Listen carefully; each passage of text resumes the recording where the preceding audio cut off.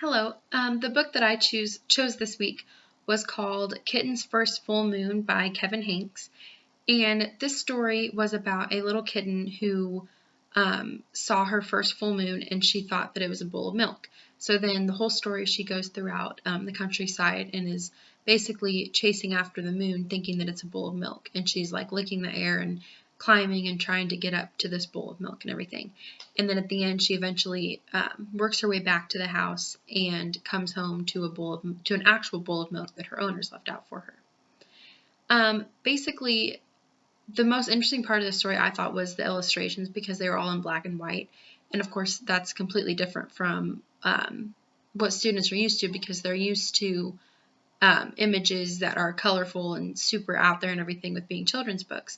And so the way I looked at it as was because was that this story students can take away from to compare it to other stories that they've read just by looking at the images and comparing the different illustration styles and maybe finding out what they like better because, I mean, most people probably like the color better, but you can also look at the black and white images and kind of see how sometimes the colors and the flashiness of it can even take away from the story and the plot and everything.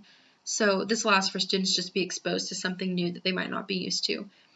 Also, I saw it as a way, like the kitten in the story works and works and works to get to their goal, and then in the end they end up getting it, even though it's in an indirect way, and they still don't know that the moon is actually the moon and not a bowl of milk. But in those kittens' eyes, she worked harder and harder and harder, and it ended up paying off for her in the end. So I thought that was a lesson that students can also take away from. And the strategy that I found for this story was called choral reading, and basically it's just working together as a class to read through the story, and it's basically just like you did in grade school where you read out loud all together. And I thought it was good to do with this book because there's just the narrator, so there aren't any character voices or anything that you would have to do, and so it would be really easy to read all together as a group. And this would allow for students to kind of bounce off of each other and be able to hear how the other students are pronouncing the words so they can know if they're doing it right and if it sounds okay. And also it helps with the fluency of reading through books and being able to get through that and using your peers to work together to get that to happen. And I really like that activity because, like I said, it allows the students to achieve their reading goals as well as working together to strengthen their skills.